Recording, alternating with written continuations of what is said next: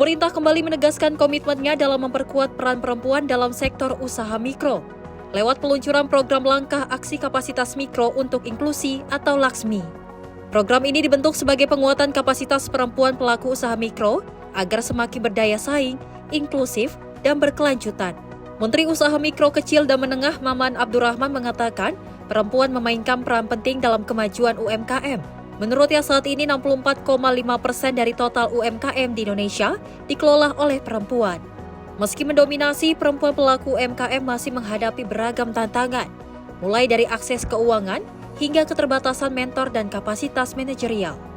Berdasarkan data World Bank dan World Economic Forum, sekitar 740 juta perempuan di dunia belum memiliki rekening bank, serta 73% pelaku usaha perempuan mengalami kesulitan akses pada mentor bisnis. Maman mengatakan program Laksmi hadir menjawab kesenjangan tersebut, utamanya dengan mendorong peningkatan kapasitas, pemberdayaan ekonomi, dan inklusi perempuan dalam ekosistem usaha mikro. Kementerian UMKM juga menyiapkan sejumlah dukungan lanjutan seperti penyaluran KUR ke sektor produksi, penghapusan piutang macet UMKM, hingga penguatan kewirausahaan dan sistem pendataan UMKM berbasis digital. Sektor UMKM yang disasar oleh perempuan meliputi sektor perdagangan 40%, pangan 16%, dan manufaktur 16%, serta Prakarsa. Ini berdasarkan data dari Prakarsa. Namun sayangnya UMKM perempuan masih menghadapi tantangan dalam mengembangkan usaha, khususnya terkait akses keuangan dan kemampuan manajemen usahanya. 740 juta perempuan di dunia masih belum memiliki rekening bank yang menjadi hambatan utama dalam pengelolaan keuangan dan akses pembiayaan usaha. Data ini adalah berdasarkan data World Bank tahun 2021 dan 2023, World Economic Forum tahun 2023. Salah satunya disebabkan oleh masih perlunya peningkatan kapasitas usaha dalam mengelola usahanya agar lebih memiliki nilai tambah dan memiliki daya saing di pasar. 73% perempuan memiliki keterbatasan akses mentor bisnis. Hal ini juga terlihat dari rasio persentase perusahaan dengan perempuan sebagai pemilik utama di negara berpenghasilan rendah cenderung lebih sedikit, sekitar 24% dibandingkan di negara yang berpenghasilan tinggi, yaitu 34%. Di kesempatan yang sama, Menteri Pemberdayaan Perempuan dan Perlindungan Anak Arifah Khoiri Fauzi mengapresiasi peluncuran program tersebut. Arifah menekankan pentingnya sinergi lintas sektor demi mendorong kemandirian perempuan Indonesia. Arifah memaparkan bahwa dari Januari hingga 12 Juni 2025, tercatat 11.850 kasus kekerasan terhadap perempuan dan anak.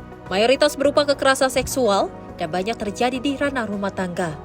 Menurutnya, akar permasalahan ini seringkali adalah masalah ekonomi. Kementerian PPPA akan menindaklanjuti peluncuran Laksmi dengan kunjungan ke wilayah-wilayah miskin ekstrim, dimulai dari Maluku Utara sebagai pilot project, guna mengakselerasi dampak program itu di tingkat akar rumput.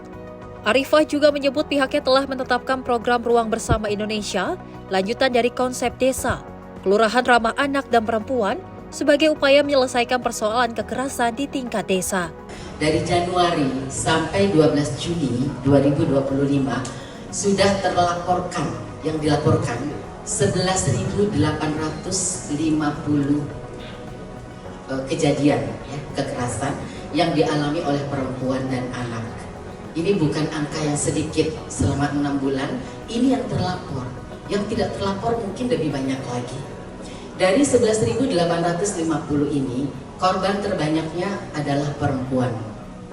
Dan kekerasan yang paling banyak terjadi adalah kekerasan seksual. Lokasi kejadiannya masih di ranah rumah tangga yang paling banyak terjadi. Sumber utama dari kekerasan ini adalah ekonomi. Oleh karena itu, kekerasan terhadap perempuan dan anak ini tidak bisa diselesaikan oleh kementerian kami sendiri. Butuh kolaborasi, butuh sinergi dengan berbagai pihak, salah satunya dengan UMKM. Diketahui program ini akan dilakukan pilot project di 2 wilayah, yakni Jakarta dan Maluku Utara. Dari Jakarta akan diikuti sekitar 800 perempuan pengusaha UMKM, dan dari Maluku Utara akan diikuti sebanyak 400 perempuan pengusaha UMKM. Dari jumlah tersebut akan dilakukan pendampingan hingga menjadi usaha-usaha yang terbaik. Nantinya dari Jakarta akan keluar 50 pengusaha terbaik dan 24 dari Maluku Utara yang nantinya akan diberikan fasilitas pembiayaan dan pemasaran produk. Dari Jakarta, Dio Malau, Simpo TV melaporkan.